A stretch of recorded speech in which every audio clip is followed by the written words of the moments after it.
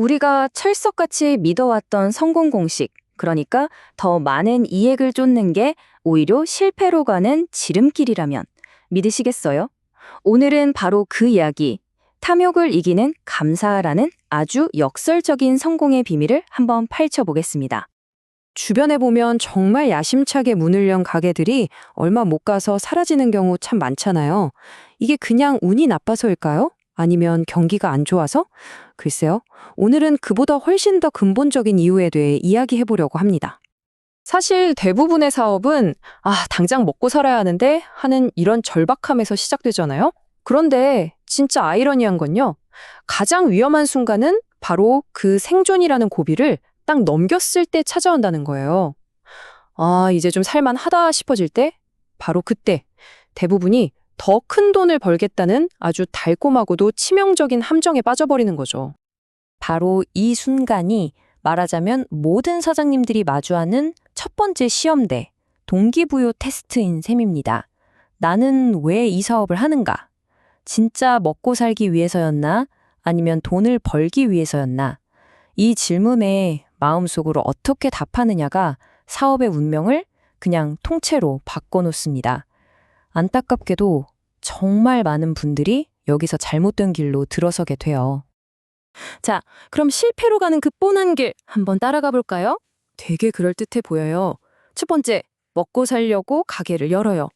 두 번째, 정말 고맙게도 첫 손님들이 찾아와줘서 어떻게든 버텨냅니다. 자, 여기까지는 정말 완벽하죠? 그런데 바로 여기서 세 번째 단계에서 문제가 터집니다.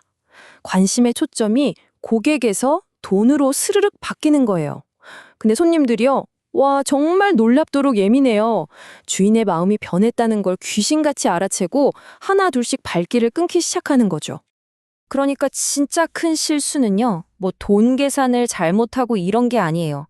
바로 이 마음에 있는 겁니다. 감사함을 잃어버리는 거요. 생각해 보세요. 나를 살려준 그 고마운 첫 손님들, 그분들한테 고마움을 표현하기도 전에 어떻게 하면 돈을 더 벌지? 이 생각부터 하는 거예요. 바로 이 조급함, 이 욕심이 모든 걸 무너뜨리는 첫 번째 도미노 블럭이 되는 겁니다.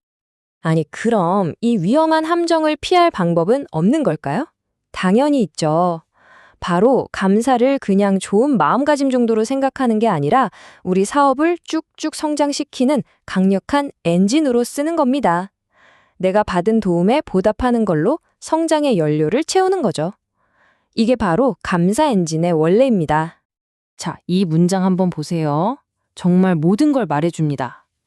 생존이 가능해진 순간, 일은 더 이상 당신을 위한 것이 아니다.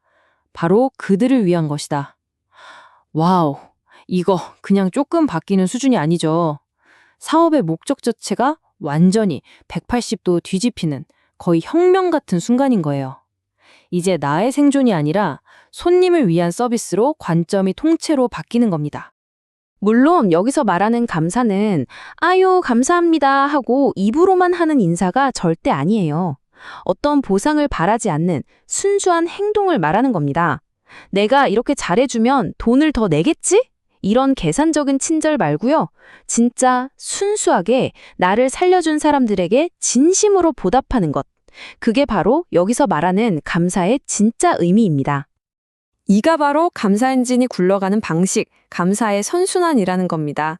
한번 보세요. 처음엔 그냥 먹고 살려고 서비스를 시작했는데 손님들 덕분에 생존하게 되죠. 그럼 이제 진심으로 감사한 마음이 생겨서 서비스가 더 좋아져요. 그랬더니 그 진심을 알아본 손님들이 더 많이 찾아오는 거예요. 여기서 진짜 중요한 게 뭔지 아세요?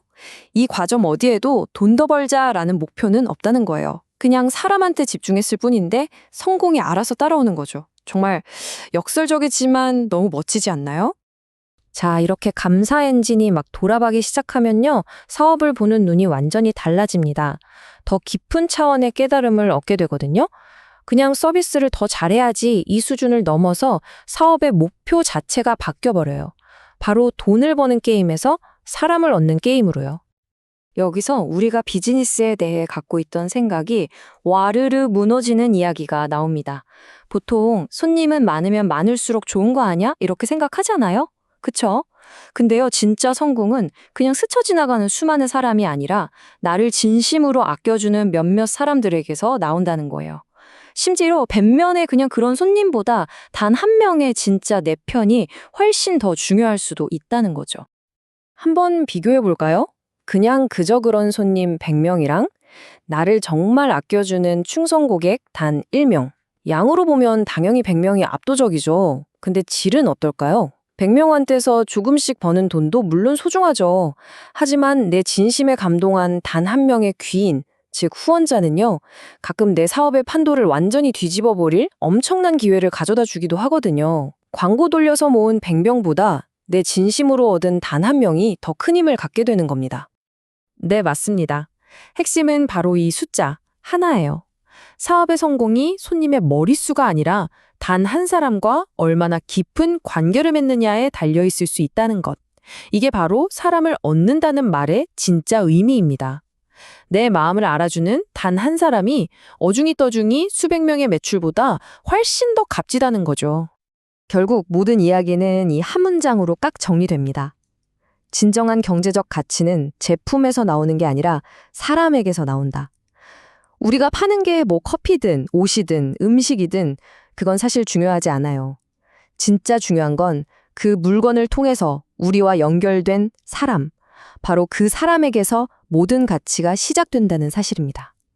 절대 잊으면 안 되겠죠? 자, 그럼 이쯤에서 궁금해지죠. 이 사람에 대한 신뢰와 감사를 정말 끝까지, 극한까지 밀어붙이면 과연 어떤 모습일까요? 지금부터 이 철학의 가장 파격적이면서도 어떻게 보면 가장 아름다운 최종 단계, 바로 가격표 없는 가게에 대한 이야기를 시작해 보겠습니다. 사장님이 손님을 어디까지 믿을 수 있을까요? 그 믿음의 끝판왕은 뭘까요? 아마 대부분은 설마 하실 거예요. 상상도 못할 수준일 겁니다. 정답은 바로 가격을 결정할 관리를 손님에게 100% 넘겨주는 겁니다. 아예 가격표를 치워버리고 오늘 저희 서비스가 좋으셨다면 느끼신 가치만큼만 내주세요 라고 말하는 거죠. 이건 무슨 특이한 마케팅 기법이 아니에요. 이건 저는 손님을 완전히 믿습니다 라는 가장 강력하고 순수한 선언인 겁니다. 에이, 그럼 다들 돈 안 내고 그냥 가는 거 아니야 싶으시죠? 근데요, 결과는 정말 놀랍습니다. 사람들은요, 가격표가 없을 때 오히려 돈을 더 많이 내더라는 거예요. 예를 들어 볼게요. 원래 한 3,500원 받는 커피가 있다고 쳐요. 이걸 손님 마음대로 내라고 하면 보통 5,000원은 기본으로 내고요. 정말 감동받은 날에는 10,000원짜리 한 장을 툭 놓고 가시기도 한다는 거죠. 그러니까 믿음이 돈을 깎아먹는 게 아니라 오히려 더 큰 돈을 벌어다 주는 거예요. 신기하죠? 그러니까 이 방식의 진짜 핵심은 가격이 아니라 태도에 있는 거예요. 손님을 돈 내는 사람이 아니라 우리 집에 놀러 온 귀한 손님으로 대하는 거죠. 우리 집에 손님 오면 냉장고에 있는 뭐라도 꺼내주잖아요. 그런 마음으로 진심으로 대하는 겁니다. 그럼 놀랍게도 손님들은 그 마음을 다 알아요. 그래서 그냥 커피값만 내는 게 아니라 그 따뜻한 대접에 대한 고마움까지 보태서 기분 좋게 지갑을 여는 겁니다. 자, 오늘 이야기 표로 딱 정리해 볼까요? 간단합니다. 옛날 방식은 돈에 초점을 맞춰서 거래를 하고 이익을 남기는 거였죠. 근데 우리가 이야기한 새로운 방식은요, 사람의 초점을 맞춰서 관계를 맺고 그 결과로 신뢰를 얻는 겁니다. 그리고 바로 이 단단한 신뢰가 진짜 백이 성공을 가져다 주는 거고요. 초점, 목표, 성공의 정의까지 패러다임이 완전히 바뀌는 거죠. 오늘 이야기를 마무리하면서 이 방송을 듣고 계신 모든 사장님들, 그리고 미래 사장님들께 질문 하나를 던지고 싶습니다. 여러분은 손님에게 무언가를 주기 위해 가게를 여셨나요? 아니면 손님에게서 돈을 받기 위해 가게를 여셨나요?